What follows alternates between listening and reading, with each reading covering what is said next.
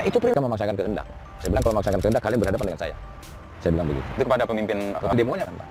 Ya saya pegang pistol saya aja. Saya nggak akan nembak tapi saya takut-takuti lah dia. Begini Mas, ciri pemimpin itu satu, dia harus berani ngambil keputusan. Kalau keputusan itu benar, berarti bagus. Sosok Jenderal Terasunan Gunung Jati yang ditakuti Rizik CS, ditulis oleh Anto Cahaya. Ada seorang Letnan Jenderal TNI yang sampai saat ini dibenci tapi sekaligus juga ditakuti oleh Rizik dan pengikutnya. Beberapa kali nama jenderal ini sampai disebut-sebut oleh Rizik di pledoinya dengan suara serak-serak becek dan bergetar. Dan kemungkinan besar ada para pembaca Siward sudah pasti tahu sosok yang saya maksud. Tapi sebelumnya, kita flashback sebentar dulu sebelum menukik lebih dalam.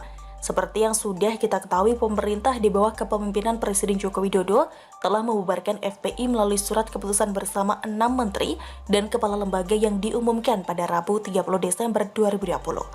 Dengan adanya SKB tersebut, FPI dilarang berkegiatan serta menggunakan simbol serta atribut organisasi. Maka dengan demikian Front Pembela Islam atau FPI sudah dinyatakan organisasi terlarang dan tidak diperkenankan dengan alasan apapun tumbuh dan berkembang di bumi Nusantara. Jika sebuah organisasi sudah dinyatakan terlarang, maka secara tidak langsung orang-orang yang pernah atau terlibat di dalamnya bisa dianggap kerangka berpikirnya menyimpang dari norma yang berlaku di Negara Kesatuan Republik Indonesia. Beruntung pernah tumbuh dan berkembang di era demokrasi dan ada lembaga hak asasi manusia atau HAM, jadi nasibnya masih jauh lebih baik dari PKI. Di mana saat itu di zaman Orde mereka yang dianggap terlibat, ditangkap dan kemudian dieksekusi tanpa peradilan. Bahkan banyak korban yang dieksekusi di tengah hutan, pinggir sungai, jurang, dan lain sebagainya. Bisa menjadi bentuk ancaman psikologis bagi simpatisan. Mereka yang masuk kategori baby boomers sudah pasti mengetahui peristiwa di atas dan masih fasih bercerita suasana saat itu. Generasi baby boomers, mereka yang lahir di tahun 1946 sampai 1964. Disebut baby boomers karena mereka lahir setelah Perang Dunia Kedua berakhir. Mengapa saya singgung hal di atas? Agar ex-FPI yang masih belum mau terima kenyataan itu melek. Apalagi mereka masih menyaru dengan kata reuni-reunan segala. Dengar saja malu rasanya. Terlihat tidak punya hal yang jauh lebih berbobot. Kemampuannya hanya kumpul-kumpul ganggu kegiatan rakyat. Dengan harapan dilirik buhir politik. Jual masa yang sudah tidak seberapa. Mau reuni dengan tujuan apa? Kok jadi mirip emak-emak ABG? Para Mahmud atau Mamah Muda atau kumpulan emak-emak setengah abad yang ganjan serta pamer tak cincing dan berharap kesandung berondong di tempat arisan. Tak faktanya berdasarkan survei SMRC bulan Maret 2021 atau setelah 3 bulan dinyatakan bubar dan terlarang oleh pemerintah, ternyata hasil survei mayoritas responden setuju ormas ini dibubarkan, alias ormas yang dianggap percum tak bergun. Menyambung paragraf awal soal sosok jenderal atau letnan jenderal yang tidak lain Letnan Dudung Abdurrahman. Saat itu yang bersangkutan masih menjabat sebagai Panglima Kodam Jaya tentu saja memiliki ruang dan kewenangan ikut menjaga ketertiban ibu kota negara DKI Jakarta. Baliho-baliho dan spanduk Rizik yang menyebar di DKI Jakarta oleh sang jenderal dicerabut dan dimusnahkan. Sementara Gubernur Anies Baswedan yang seharusnya memiliki ruang kewenangan yang jauh lebih besar melalui Satpol PP nampak tidak berdaya. Anies seperti kucing yang kejebar got saja jika berhadapan dengan kelompok yang ikut menghantarkannya di kursi singgasana Balai Kota DKI Jakarta. Pangdam Jaya Dudung Abdurrahman tidak sabar, kota Jakarta diacak-acak seenak udele. Kesan kumuh dan seolah tidak tersentuh hukum, Rizik CS semakin besar kepala saja saat itu. Sedang Anies mungkin sibuk ngelap umbal dan iler padahal daerahnya dibuat acak kadut pengikut Rizik.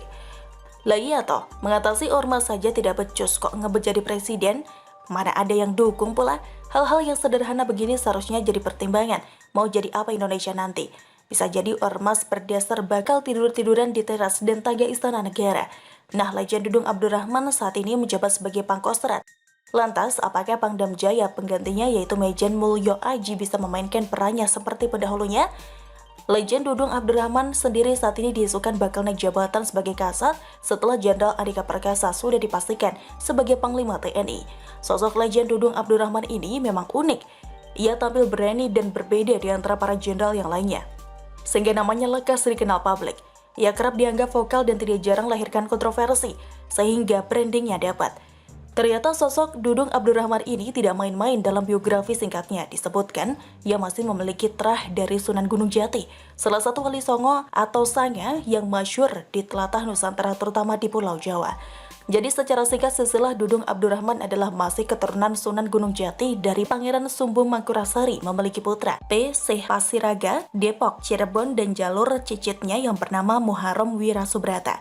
Dudung Abdurrahman dilahirkan di Bandung 19 November 1965, merupakan putra dari pasangan Bapak Nasuhai dan Ibu Nasiati, PNS di lingkungan Bekang Diam 5 Siliwangi. Ia termasuk dari keluarga yang baik dan dermawan. Dari keluarganya yang mewakafkan tanah untuk pondok pesantren Majelis Al-Khidir di Kelapa Nunggal Bogor yang diasuh oleh Asy-Syaikh Muhammad Al-Khidir. Pantas saja mungkin Rizik kalah awu atau abu kata orang Jawa. Padahal Rizik yang konon diyakini oleh para pengikutnya sebagai cucu Nabi. Cucu Nabi tapi kok, sutralah. Kita malah cucu Nabi Adam. Demikian salam. Silahkan tulis komen Anda di kolom komentar. Jangan lupa untuk like, subscribe, dan share. Siwar TV pamit, sampai jumpa. Wassalamualaikum warahmatullahi wabarakatuh.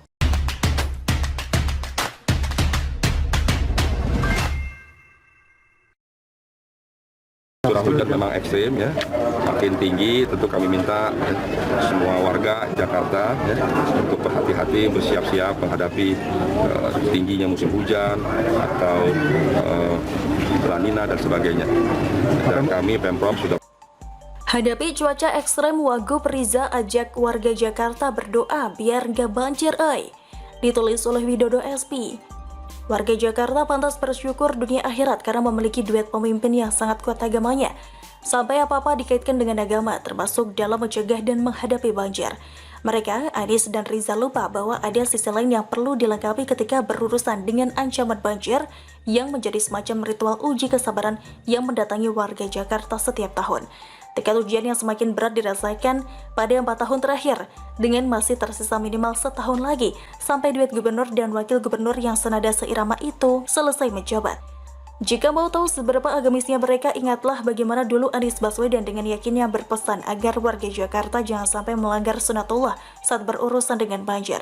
Kini muncullah celetukan ajaib dari Wakil Gubernur DKI Jakarta Ahmad Riza Patria atau ARP yang tampak khawatir dengan cuaca ekstrem yang diprediksi oleh BMKG akan menghajar wilayah DKI Jakarta selama seminggu terakhir, mulai 31 Oktober hingga 6 November 2021.